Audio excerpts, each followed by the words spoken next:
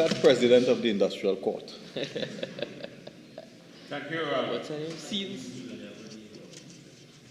Thank you very much, Madam Speaker. As I make a short intervention in this debate this afternoon, which focuses or attempts to focus on this bill, this finance bill, that seeks to provide for the variation of duties and taxes and to introduce provisions of a fiscal nature.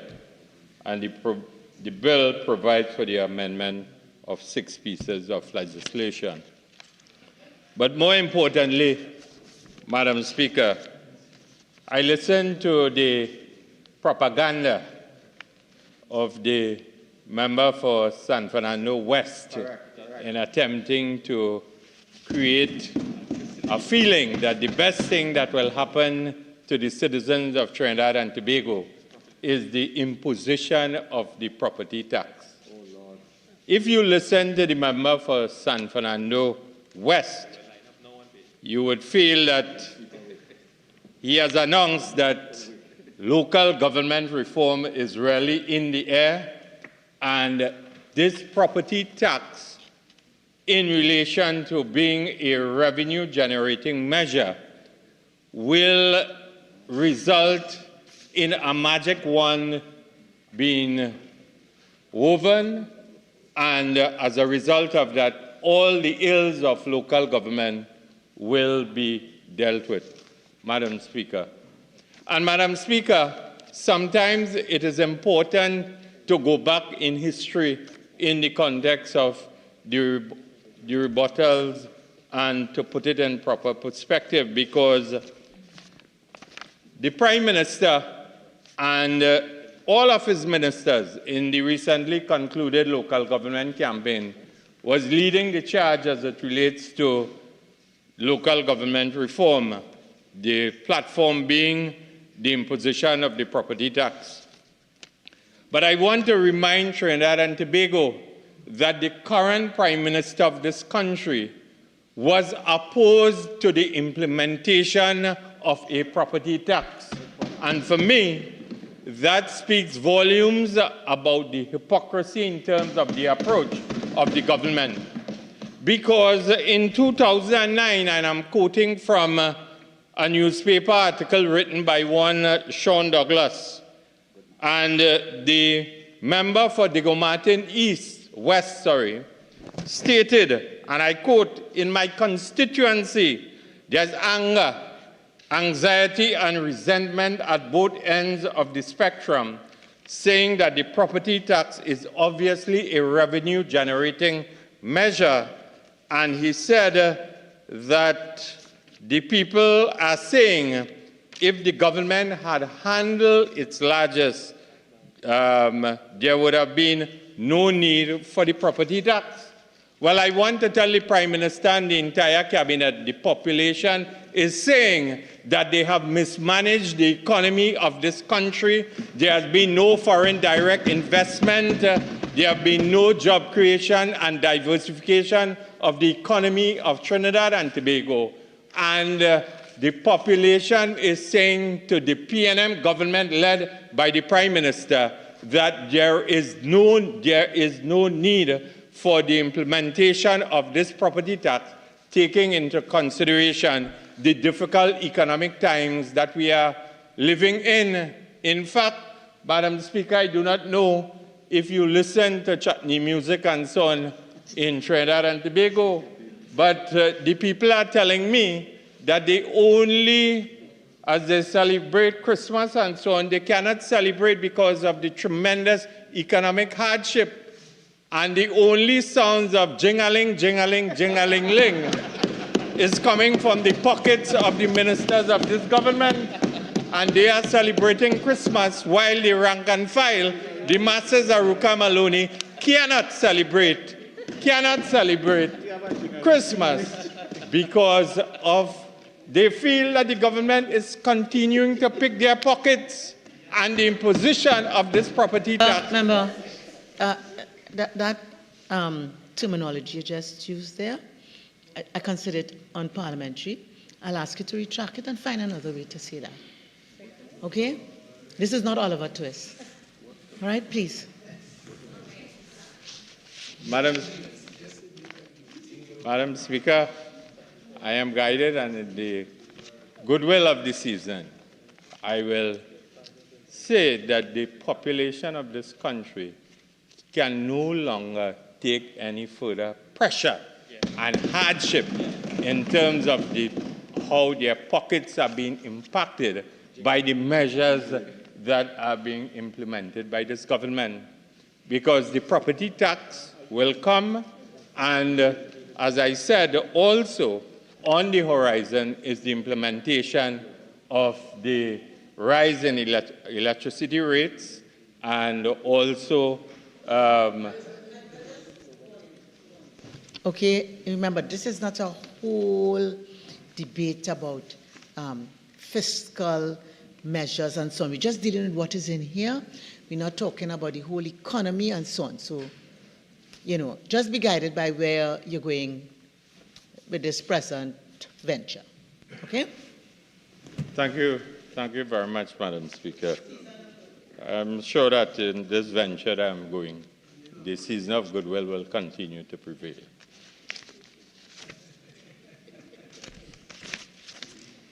And very quickly, Madam Speaker, as I said, the question of economic hardship and how it will impact upon the pockets of the citizens of this country is the key thing. And the population is really saying this is not the time for the imposition or implementation of this property tax.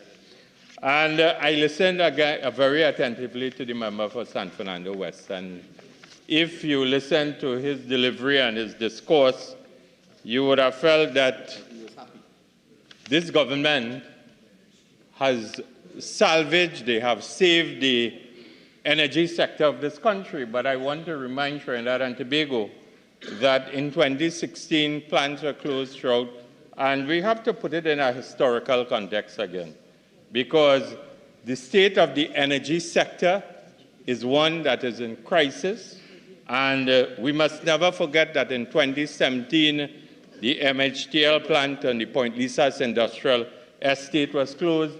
In 2018, Petrotrin, the refinery, was shut down, and in fact, I really do not want to say much more on that, because it has been reduced, the refinery has been reduced to scrap iron, old battery buying, and we cannot find a buyer for the Petrotrin refinery. 2019, Yara was closed.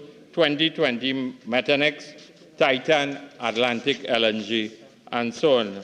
And Madam Speaker, just to ask, and I'm sure probably in winding up, the Minister of Finance may want to throw some light, because if they want to speak about Atlantic LNG and apparently this new shareholders agreement, where Trinidad and Tobago through NGC is now a 10% shareholder, and Shell 45%, and BP 45%, I want to tell the Prime Minister and this government, while they celebrate this new Atlantic LNG agreement, it was the UNC government that completed the negotiation and oversaw the construction of the Atlantic LNG plant. That is the history, Madam Speaker.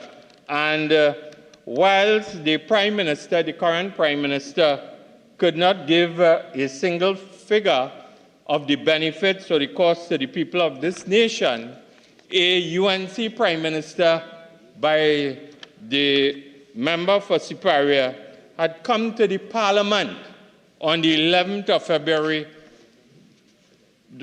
not a UNC Prime Minister, sorry, on the 11th of February 2000, came to the Parliament and provided a parliamentary statement which included the cost of it to the nation, and it included the tax, the cash benefits to this nation, and the expenditure, Madam Speaker.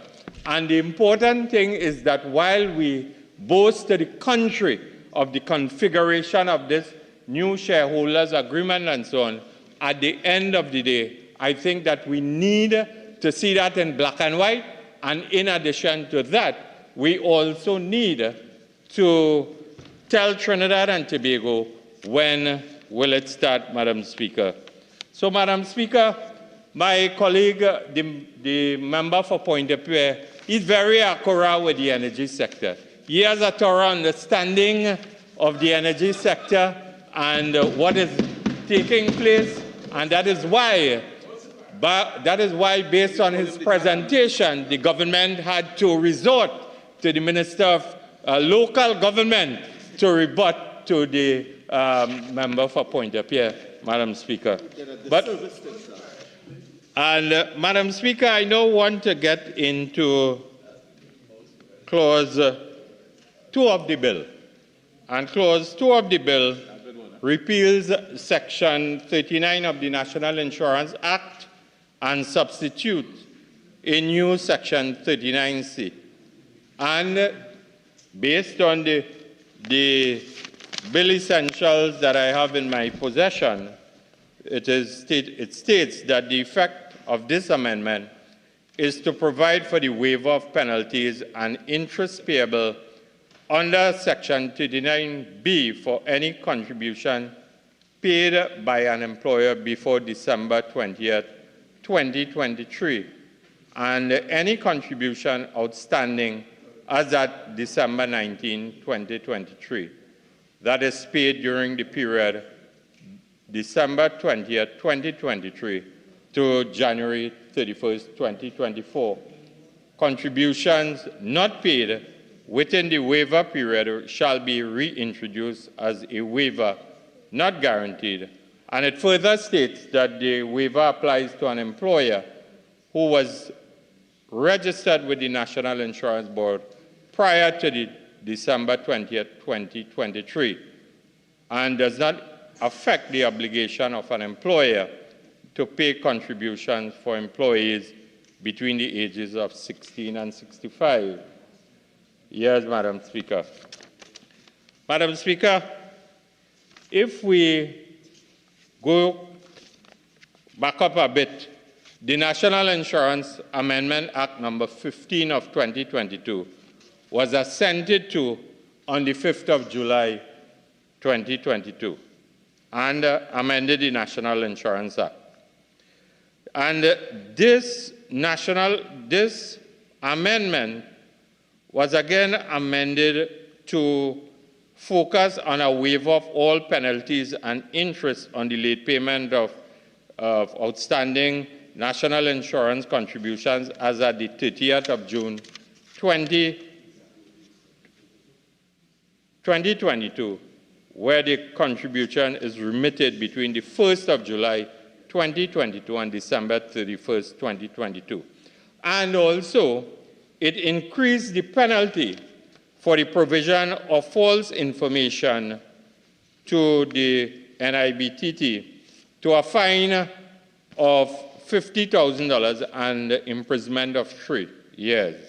And also, it increased the statutory limitation for the commencement of proceedings for offenses committed under the National Insurance Act, and 3 years of the date of commission, and taking into consideration the personal knowledge of the Executive Director of the National Insurance Board, and so on. And Madam Speaker, this measure seeks to introduce the provisions of a fiscal nature as it relates to Budget 2024.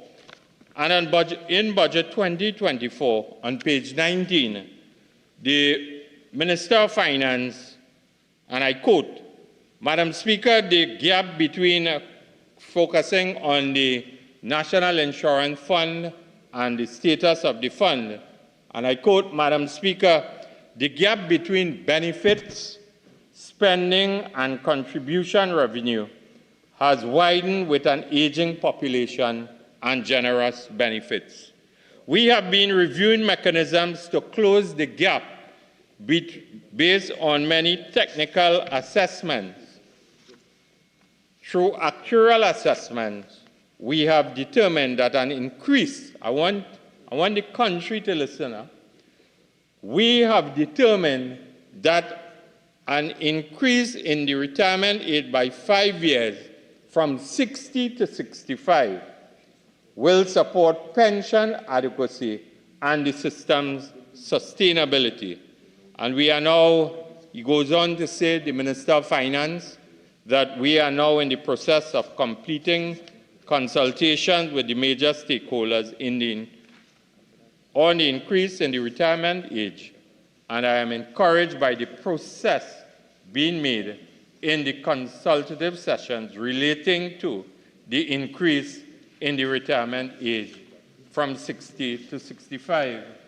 So, Madam Speaker, what we are seeing really for me and the opposition is what I would call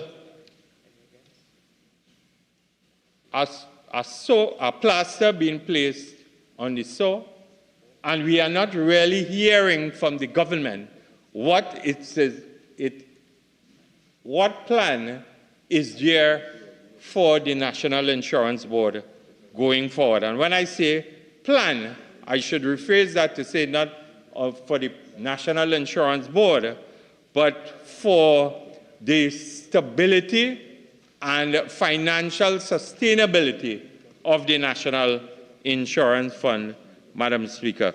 Because when we debated the amendment in 2022, and in terms of the National Insurance Amendment Act 15 of number 2022, a number of conclusions were made, oppositions postulated or adopted by the member for San Fernando East when he spoke on the other place, Madam Speaker. And in fact, my colleague, the member for Oropouche East, during his presentation, alluded to some of the positions that the member for San Fernando East put forward or attempted to put forward on behalf of the government of Trinidad and Tobago, probably from a policy position point of view. And my colleague reminded him because on the 30th of June 2022, in an Express article written by one Anna Ramdas, the headline being, "Manning Winter Coming for Non-Compliant, Senate Debates National Insurance Amendment Bill 2022. And the member went on to breathe, as we would say, brimstone and fire, threatening every errand employer in this country. Get your act in order, or get into your lane, and everything will be resolved as it relates to the sustainability of the National Insurance Fund. And Madam Speaker, I want to ask the government, because it is important as they come with pieces of legislation seeking a waiver on penalties and interest and providing, as we say, a blight to errand employers. What have they done? Because the member for San Fernando East, during the debate in the other place, stated that they have introduced a method to detect companies that have not been making their contributions.